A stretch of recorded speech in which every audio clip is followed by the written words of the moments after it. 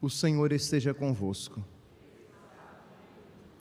Proclamação do Evangelho de Jesus Cristo, segundo Mateus.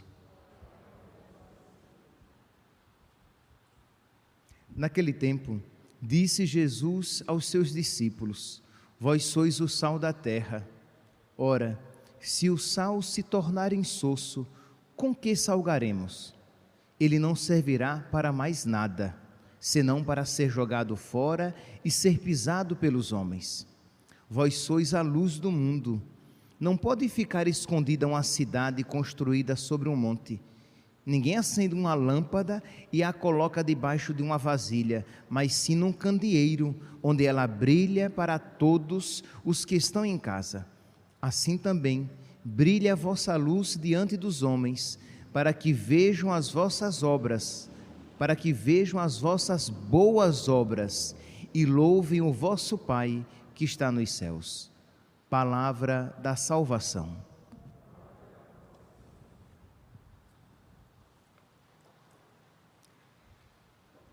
Caríssimos irmãos e irmãs, temos hoje a alegria de celebrar a memória de São José de Anchieta, apóstolo do Brasil. E o celebramos neste dia em que ouvimos este Evangelho que diz: Vós sois o sal da terra, vós sois a luz do mundo. Meus irmãos, um cristão, ele é batizado, ele recebe o Espírito Santo, ele recebe as graças de Deus, ele é alimentado pela palavra de Deus, ele é alimentado pelo corpo, sangue, alma e divindade de nosso Senhor. Ele tem os santos da sua devoção que o protegem, ele faz parte do corpo de Cristo, isto é, ele é filho de Nossa Senhora. Ele recebe imensas e abundantes graças. Mas para que é que ele recebe imensas e abundantes graças? Ele recebe imensas e abundantes graças para se tornar sal da terra e luz do mundo. Um cristão, meus santos, ele não é cristão apenas para si. Ele não recebe todas essas graças simplesmente para ornamento da sua alma, mas ele recebe essas graças para que ele seja instrumento de Deus na vida de outras pessoas.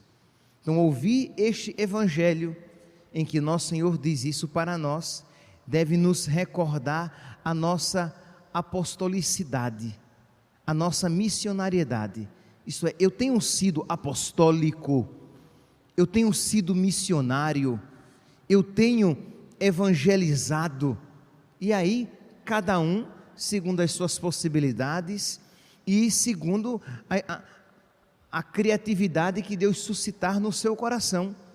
Você vai às vezes evangelizar por meio de palavras, você vai às vezes evangelizar diretamente pregando para os seus familiares e amigos no seu trabalho, aqueles com quem você entra em contato. Você vai evangelizar pelos meios sociais,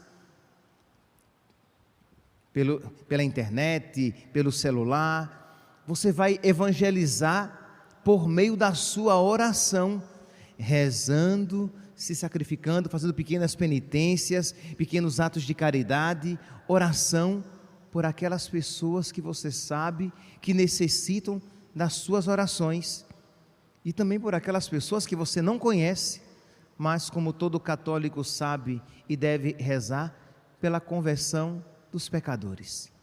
Nossa Senhora pediu isso a 3 crianças, então de fazer penitência, de fazer oração e recordar-se da conversão dos pecadores. Nós cristãos precisamos rezar, precisamos evangelizar, precisamos rezar pela nossa conversão, pela nossa mudança de vida, mas pela conversão, pela mudança de vida dos pecadores. Se nós, meus santos, não tivermos esta alma apostólica, se nós não tivermos esse desejo missionário, seremos apenas egoístas, que nos preocupamos com a nossa salvação e, no máximo, com a salvação dos nossos familiares, que é algo ainda muito estreito, né?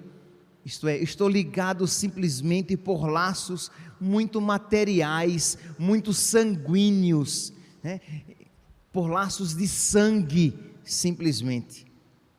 Hoje estamos celebrando São José de Anchieta, um jovem que vem para o Brasil para evangelizar, para ganhar almas de gente que nem sequer ele conhecia.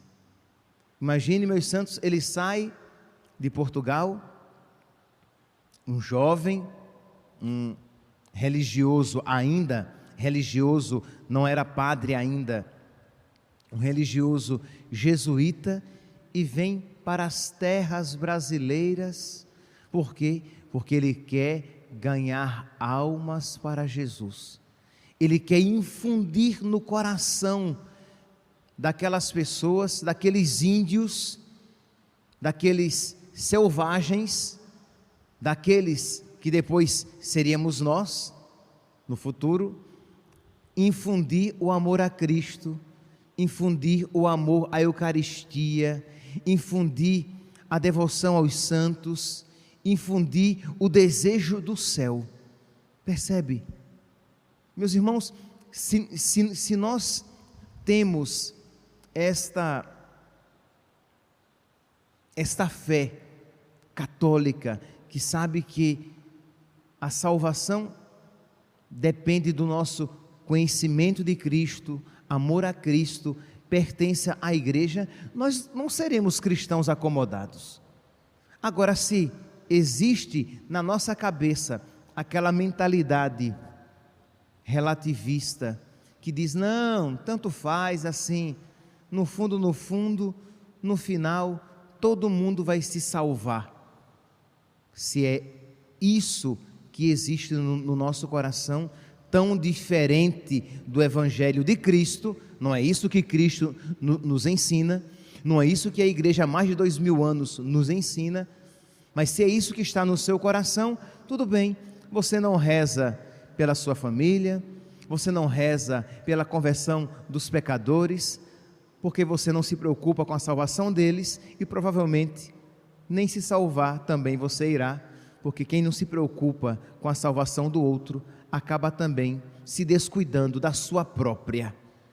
Mas quando você se empenha, seja pela evangelização verbal, pregando para as pessoas, seja pela evangelização por meio da oração, se sacrificando e oferecendo pequenos atos de amor, de oração, de penitência, pela conversão dos pecadores, pela conversão dos seus familiares, não tenha dúvidas de que Deus dará a você um zelo grande e ardoroso também pela salvação da sua alma.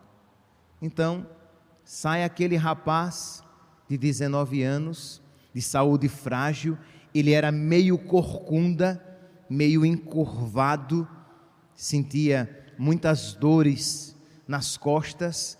Sai São José de Anchieta para o Brasil, para evangelizar a quem não conhecia, mas movido pela caridade de Cristo, pelo amor de Cristo.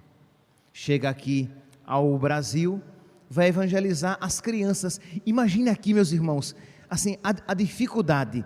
Ele estava indo para um lugar que ele não conhecia, que tinha uma língua que ele não conhecia, com dificuldades acomodatícias muito grandes.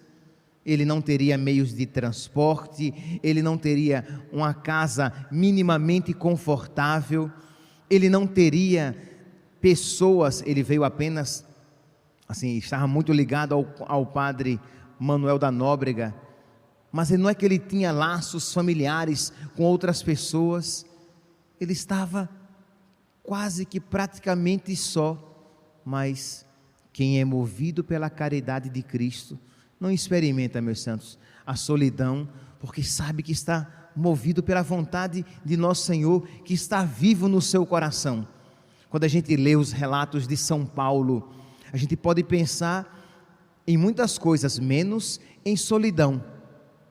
Até às vezes em algum momento desanimado, mas não destruído, como ele mesmo diz. Mas solidão não, porque a caridade de Cristo, o amor de Cristo arde no seu coração.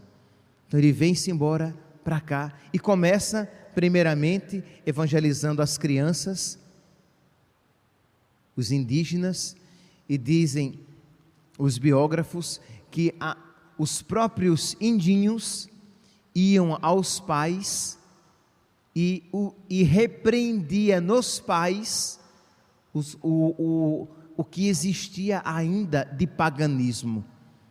Isto é, quando via no pai, na mãe, um desejo de vingança, quando percebia no pai e na mãe ainda uma prática idolátrica, supersticiosa, os próprios filhos repreendiam os pais, dizendo: não é isso o que agrada ao verdadeiro Deus. E ele também evangelizava os índios e os próprios europeus que já estavam aqui no Brasil, mas movidos também, e muitos deles pelos interesses econômicos. Então os jesuítas aqui, se preocupando pela alma dos europeus, dos índios, das crianças, tentando incutir no coração deles o amor à Santa Missa, o amor à oração, o amor às coisas sagradas. Imagine, isso motivou de tal maneira São José de Anchieta, que ele, depois de 3 anos no Brasil, depois de apenas 3 anos no Brasil, ele compõe uma gramática tupi, uma gramática da língua indígena. Imagine aqui, meus santos, a caridade no coração desse jovem, que fez com que as suas faculdades, o dom da inteligência lhe fosse concedido, para que ele pudesse então compor essa gramática latina. Para quê? Para melhor evangelizar. Meus irmãos, nós estamos falando aqui de um dom da caridade.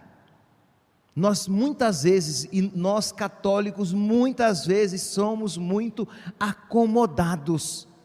Nós passamos um dia inteiro e no máximo, serei generoso, no máximo você terá rezado, mas eu não sei se evangelizado também.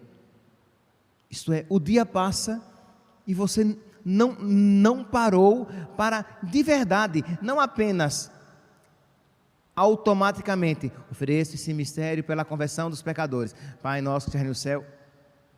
Não estou falando nem de longe, desmerecendo a oração do Santo Terço, mas de verdade, você coloca o seu coração, você se coloca inteiro, quando você diz, neste mistério, nesse terceiro mistério doloroso, eu quero pedir, meu Deus, pela conversão dos pecadores, que o Senhor abençoe os pregadores da palavra, para que sejam fecundos no seu ministério, que o Senhor abençoe os pregadores pelo mundo inteiro, os missionários do mundo inteiro, para que eles não desanimem no seu ministério, que o Senhor abençoe as pessoas que vão ouvir a palavra pregada, para que sejam dóceis e se deixem mover pelo Espírito Santo, para que o Senhor providencie toda a graça necessária, para que o maior número de pessoas, Senhor, se converta e vos ame. Não sei, algo parecido, mas que você de verdade reza, entende? Não é aquela coisa automática, pela conversão dos pecadores, e vai-se embora. Quer dizer, é próprio do católico, porque é próprio do católico a fé de que não há debaixo do céu um outro nome pelo qual possamos ser salvos, Jesus Cristo. É próprio do católico de que é importante, é necessário de que nós adiramos, entremos no corpo de Cristo, no corpo visível de Cristo, que é a igreja, de que se uma pessoa desmerece, desfaz, faz pouco caso à igreja de Cristo, ela coloca a própria salvação em risco. É próprio do católico rezar pela conversão dos protestantes, para que eles se tornem católicos, a única igreja de Cristo. É próprio dos católicos rezar pelos espíritas, entendeu? Mas não para que simplesmente eles vejam que estão errados, não, para que eles se convertam, aceitem Jesus, aceitem a Trindade, possam receber os sacramentos, viver a palavra de Deus, entende? Quer dizer, esse ardor missionário que, se a você não é pedido sair por aí, pregando o Evangelho, ou indo para outros países, mas a todos nós é pedido o quê? Oração, alguma penitência, caridade, pela conversão dos pecadores, pela força dos missionários, pela que caiam por terra as barreiras nos corações dos jovens, dos rapazes, das moças da nossa cidade. Sim, não precisa ir muito longe não. Tanta gente que não conhece Jesus, que não ama Jesus, ou que ouve falar, ou que se diz católico, mas que não ama de verdade a Eucaristia, que não aprendeu a ter necessidade da Eucaristia, da Santa Missa, da vida de oração, que são pagãos batizados. Quer dizer, infelizmente, nós temos um campo imenso de evangelização, de cristãos batizados, pagãos, de pessoas que não são mais cristãs, mas que convivem conosco, de cristãos que vivem na heresia, fora da igreja, que não são católicos, de pagãos longe de nós. Quer dizer, existe um mundo inteiro, ou vocês pensam que a grande maioria do mundo é cristã? A grande maioria do mundo não é cristã, nem muito menos católica. A grande maioria do mundo é pagã. A grande maioria do mundo não adora Jesus. E dentre aqueles que adoram Jesus, há muitos que não são católicos. Então percebe, existe um campo imenso que necessita das nossas orações, das nossas penitências, do nosso ato de caridade. Pois bem, vai o apóstolo do Brasil, evangelizando ali as crianças, os adultos, os índios e os europeus, para que dessem testemunho aos índios também. Pois bem, em meio às suas dificuldades, em meio às suas debilidades físicas, porque embora fosse jovem, mas cansava-se com muita facilidade, e nesse período em que ele estava evangelizando ali a região de São Paulo, é a partir dali que a cidade de São Paulo é fundada, numa região onde seria fundada posteriormente Rio de Janeiro, começou a haver uma luta entre os índios da região de São Paulo, que estava com os portugueses, e uma confederação indígena, que tomou o nome de Tamoio. Não era uma raça indígena, mas a junção desses vários índios, liderado por franceses protestantes, e que começou a ter uma guerra entre eles. E vão então o padre Manuel da Nóbrega e São José de Anchieta para essa região, para convencê-los da necessidade da paz e tentar promover uma vida tranquila entre os índios, para que a evangelização acontecesse. Então ele vai para Peruí, essa outra região. Lá chegando, por N motivos, ele teve que, estou aqui resumindo a história, ele teve que ficar lá sozinho. E vocês podem imaginar que as pessoas, de início, aqueles índios odiavam São José de Anchieta. Por quê? Porque ele era alguém que pertencia ao grupo inimigo. E dizem assim, não apenas relata São José de Anchieta as suas experiências, mas outros biógrafos dizem que as pessoas, quando iam ao encontro dele, querendo até mesmo matá-lo, porque ele pertencia ao grupo de São Paulo, aos portugueses, não aos franceses, aos católicos, não aos protestantes, quando iam ali querendo matá-lo e se encontravam com aquele homem, percebiam que era algo de sobrenatural. Eles não conseguiam, aqueles que iam matá-lo, não apenas não o matavam, mas se tornavam os seus protetores, se empenhavam agora em protegê-lo e dizer, olha, ninguém toque nele, porque é um homem de Deus. Ele conseguia ganhar o coração até mesmo de alguns franceses e dos índios. Ele recebeu este dom de Deus. Imagine, ele tinha não apenas o dom de acalmar os animais, como ele tinha o dom de ganhar as almas.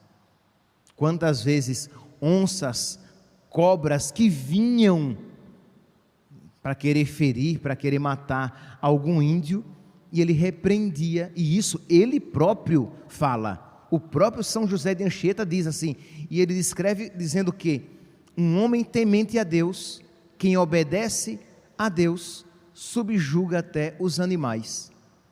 Então isso, quando os índios viam que ele repreendia uma onça e ela voltava, que ele repreendia a cobra que vinha às vezes para picá-los, e a cobra amansava e saía, voltava pelo caminho que veio, os índios começavam então a se converter, a aceitar, e muitos queriam logo ser batizados, e ele dizia não, enquanto não percebermos que existe um verdadeiro desejo sincero de conversão, não vamos batizar imediatamente não.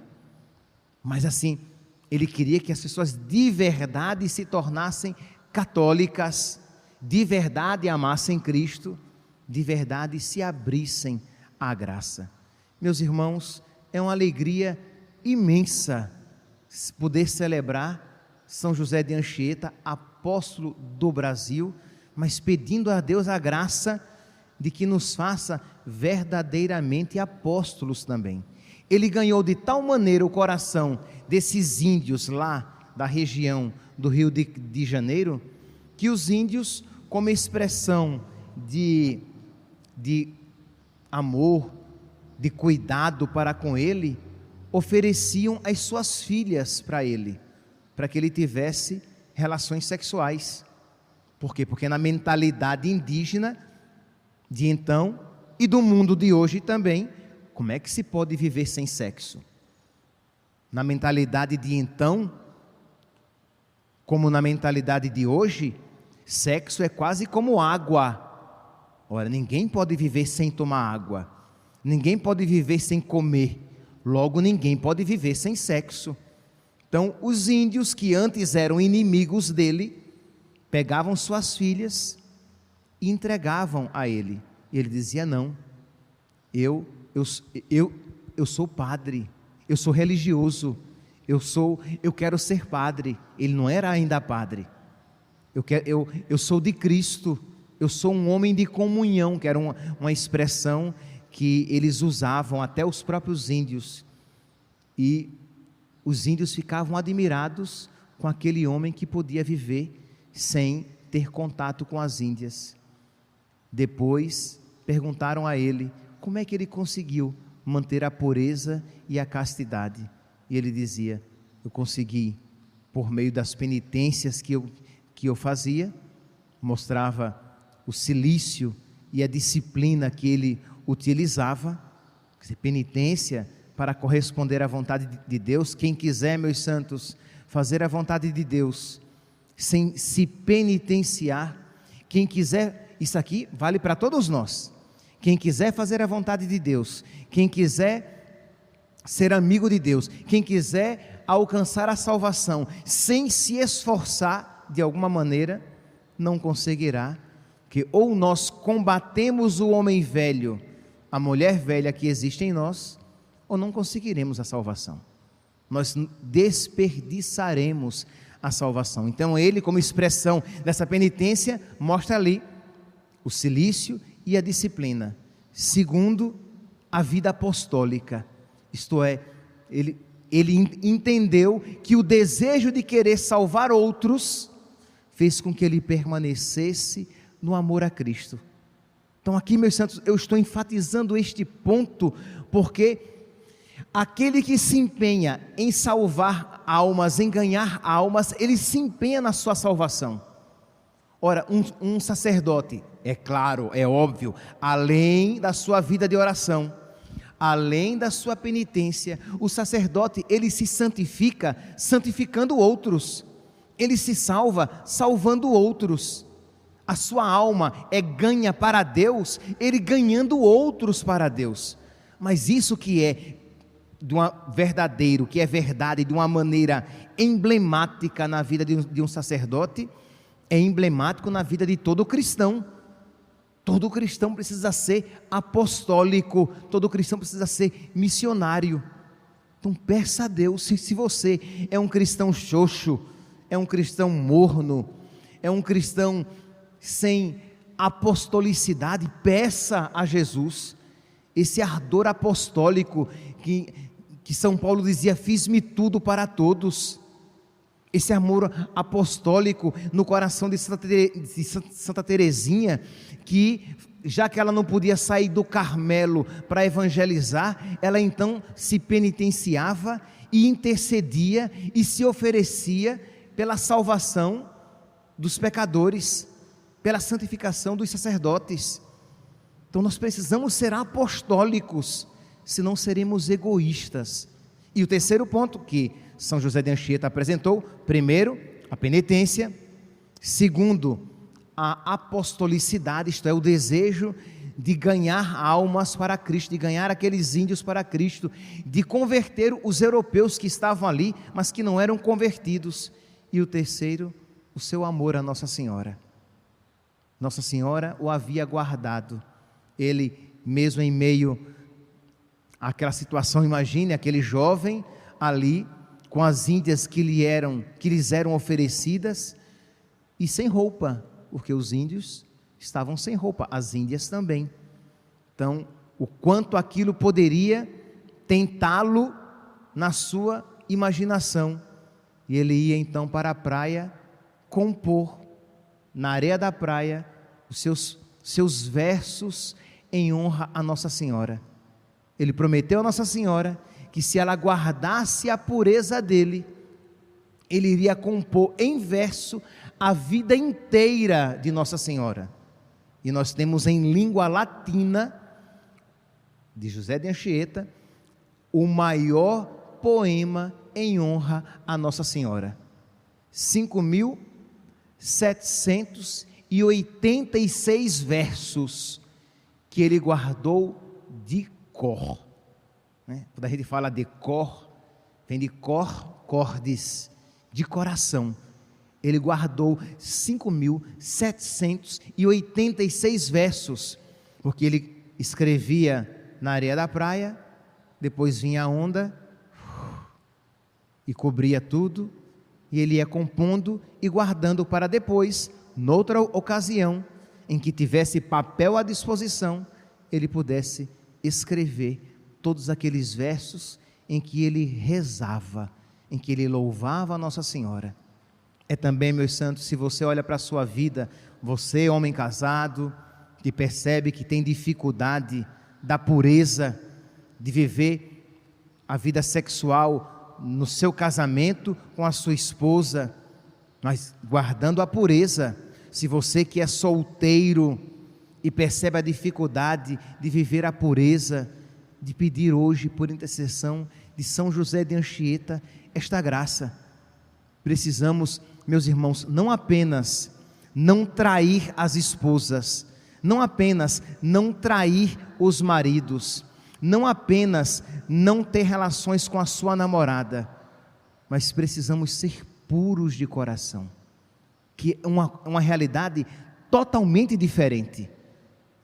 É um dom de Deus, é um dom do Espírito Santo. Não é simplesmente não fazer algo, mas é algo, é um dom, é uma graça do coração. Então pensamos hoje 2 graças. Se nós tivéssemos que escolher 2 graças, eu aconselharia essas 2. Primeiro, a graça da apostolicidade, de você ter uma alma apostólica, de você ter um zelo espiritual pela sua salvação e pela salvação dos pecadores, dos seus familiares, dos seus amigos, mas do mundo inteiro, de rezar pelos missionários, de rezar pelos pregadores, de rezar pelos nossos padres, para que eles sejam fecundos no seu ministério, mas pedir também a Deus a graça da pureza, pedir para você, pedir para os seus filhos, pedir para o seu esposo, que você não sabe as batalhas que ele tem travado, pedir para a sua esposa o dom da pureza, porque vivemos num mundo pansexualizado. Você abre os olhos e pelos outdoors você vê o que não quer ver, você liga a televisão, você vê e ouve o que você não quer ver e ouvir, você liga o seu computador em páginas objetivamente lícitas, ou melhor, oficialmente lícitas, mas que vêm imagens ilícitas. Então pedir por você, pelos seus filhos, por aqueles por quem você reza e intercede, pelos jovens da nossa paróquia, o dom da pureza, o dom não apenas da castidade, mas da pureza de coração, e pedir tudo isso por intercessão de São José de Anchieta, apóstolo do Brasil. Não tenhamos dúvidas, meu santo, que neste mundo, que para este nosso Brasil, pelo qual São José de Anchieta tanto se sacrificou, ele com alegria vai acolher as nossas orações, as nossas preces, e por nós e por todo o nosso país interceder. Louvado seja nosso Senhor Jesus Cristo, para